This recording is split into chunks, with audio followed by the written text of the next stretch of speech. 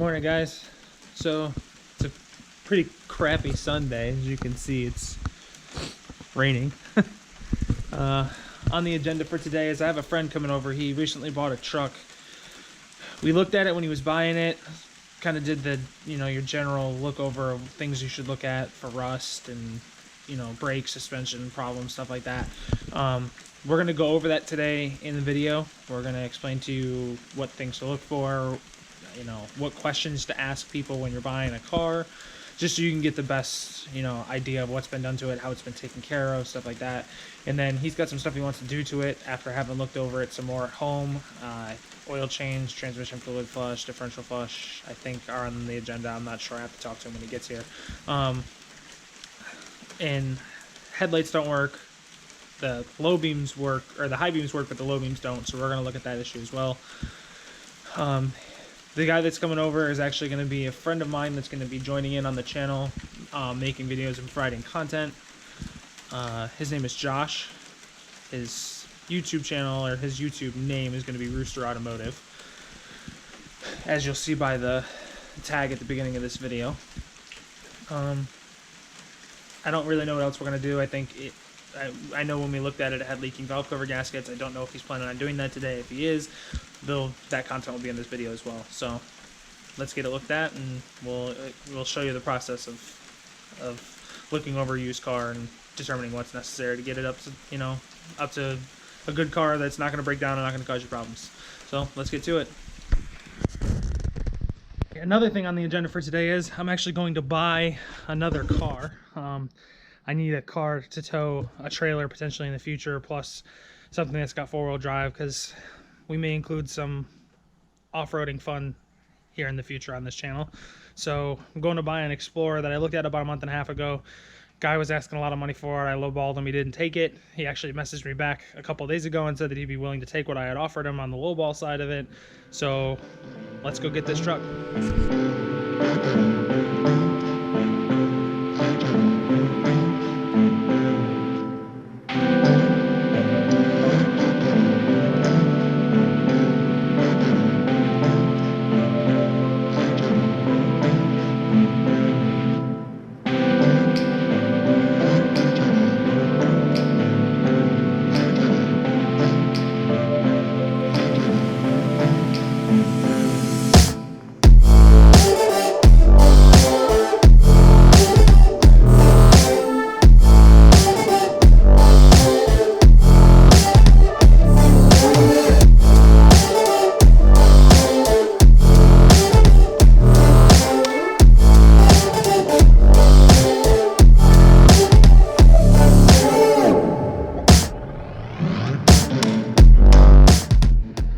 Alright, so this is the truck we bought. Well, friend bought, actually. This is my friend. What's up? This is Josh. He's going to be joining me on this channel, making content. This is a truck that he just bought. It's a 90... It's a 2000. It's a 2000 Ford Ranger. XLT, two-wheel drive. It's a 4-liter overhead cam motor, which is the... is it overhead cam or overhead valve? Overhead valve. Overhead valve. Okay, so it's push rod motor. Little old school, but still works. Still makes good power. It's in really, really good shape. It's got 170,000 miles on it. The person that he bought it from said that their dad owned it from brand new. Dad passed away. They got it when he passed away. It was towed behind a camper for a good majority of its life, so that 170,000 miles isn't even a real 170,000 miles. It's probably got less than 100,000 miles on it if it was towed behind a camper. The engine should have roughly about 60,000 miles out of it. Yeah, so really, really low mileage. Paid $4,000 for it. Yep. That's pretty good for that low mileage and truck that has virtually no problems. If you look at it, I mean, there's no dents. It's got a good set of tires on it. No rust. No rust anywhere. That's a thing that you look for you're looking for a car to buy. You're going to look for rust in the wheel wells, on the body and stuff like that. As you can see, there's no rust. Frame has no rust on it. You're looking for rust in areas. Big thing with the Rangers is make sure you're checking under the door. Right here, and then up underneath the body here. You're looking for rust. You can see his body mounts are all good. There's no rust in here. That's what you're looking for when you're, I mean, older trucks. I'll show you the big one when you're looking at a Ranger. Best way to see if it's got rust is just open up the doors. Look right here. If it's rust there, stay away. So, a couple of the problems that he has with this truck right now are, you said the low beam headlights don't work? Low beam headlights don't work. It's got a check engine light with lean codes, make 1 and 2. And it's really about the only problems that it has. Got a little bit of clunk in the front end, probably ball joints. We're gonna look at that today. Check transmission fluid. Transmission fluid was good. Clean, smelled good, bright red. She said she changed oil last week. I looked at the oil. I believe her. It's good. Okay. Coolant looks clean. Um, Filter's good. Obviously, we don't know much of the history on this car other than what's been told to us. You said that there was some history in the book as well of all the oil changes. So it was an old man, and he went through their maintenance manual, and every single maintenance he filled out. He also kept every single oil change sticker that's ever been on his car. So he's got a book of every oil change. So I will tell you, I don't know how many cars you guys have dealt with buying, but to find a car that has that kind of service history is incredible, because most people, they just don't care. They have the oil changed whenever they feel like it, or whenever it starts to have weird symptoms or knocking or whatever is when they change the oil. To find someone that cared that much for their car is very, very hard, and that's a very, very good car to buy, because you know that somebody cared for it and you're getting passed down a car that was taken care of properly, maintained the right way. Odds are probably maintained at a Ford dealership and using factory Ford parts. Old car like this, since we don't know all the service history, you're probably going to do spark plugs, wires, just as maintenance. Obviously, you can check the fluids, see that the fluids are okay.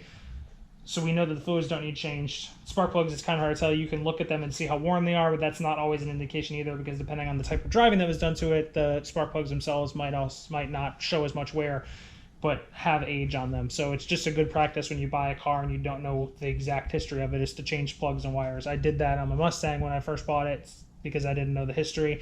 The plugs that I took out of it look good, but it's better to be safe than sorry. You don't want to leave yourself stranded with a dead plug or a plug wire. Another thing you check is when you first get it, check the oil level. I put about 1,000 miles on it even by now. Check the oil level again. It's not consuming anything. Yeah, that's good. That's good. We know it's leaking valve cover gaskets. The lean codes, I think, might be caused by the valve cover gaskets, because if the valve cover gasket's leaking bad enough, it can actually suck air in past the leaking valve cover gasket through the crankcase system and back into the intake and cause it to set lean faults.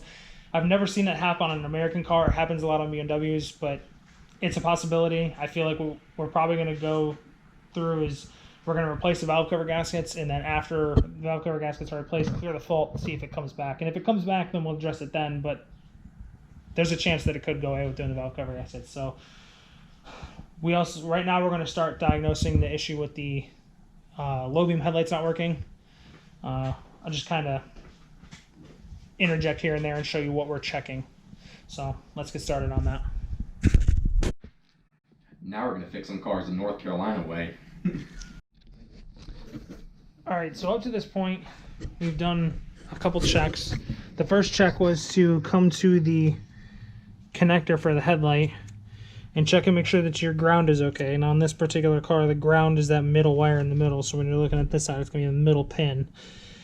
Check for voltage at that connector with a voltmeter with the headlights on and see if you have voltage here. Now we did not have voltage here, but we have voltage on the high beam side when the high beams were turned on.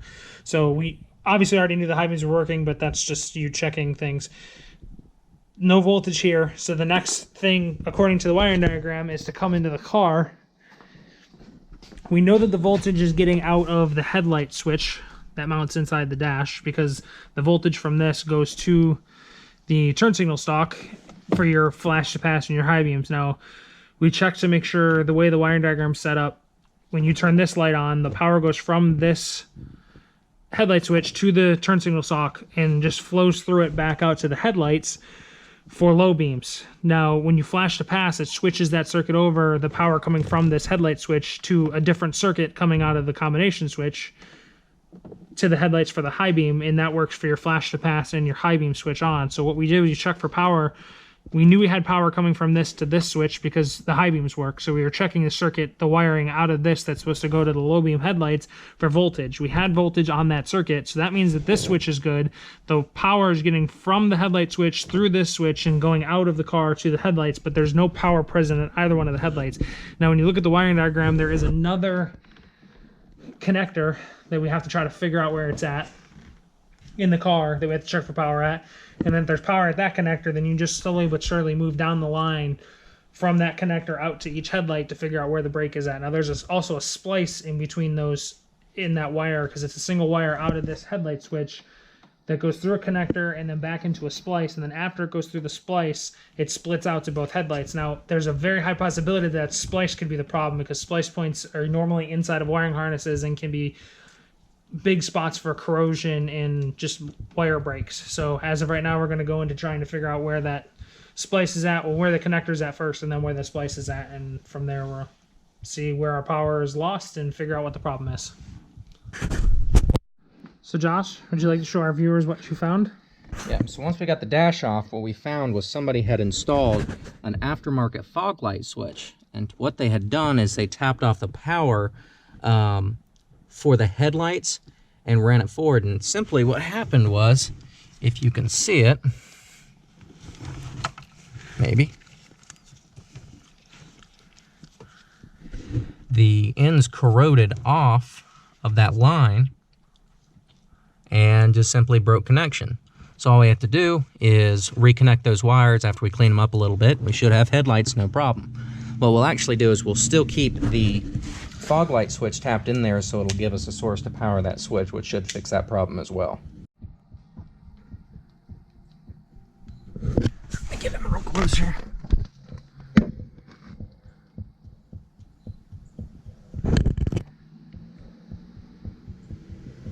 Yeah, you can't see it too well. There we go. You can see it when I put the light directly on it. All right. You good? Yep. So that, folks, is what a bad ball joint looks like. Bad lower ball joint on this side. The other side is actually really good. You can get a kit for these trucks. This is actually the truck that I purchased. I'm sorry I haven't showed you guys yet. It's a 2001 Ford Explorer Sport. Paid $1,000 for it. It's in pretty good shape. It's had a rebuilt engine in it. Not rebuilt. It had timing chains and stuff put on it, which is super common on these engines, actually. That's one thing that's wrong with it. It's got a check gas cap light. I can't even... oil pan's leaking a little bit. We're going to get that taken care of. The display inside the truck for this display up here does not work either. I'm going to figure out what's wrong with that and how to fix that. Do a video on that, tearing it apart and figuring out whether or not it's got power and ground, if it's not just the display or something like that, it's not working. Overall though, leather interior truck. It's got a normal wear and tear. Center console, seat, pretty normal for an older vehicle. It's dirty, he's cleaned out. Other than that, I don't really think that there was anything else that I found that was wrong with it. Front tires need balance because it's been sitting for a while, so they're flat spotted. It needs new rear tires, needs a center cap, just little stuff. But you know, the major stuff, doing the oil pan, doing the ball joints, stuff like that, we'll do videos on that.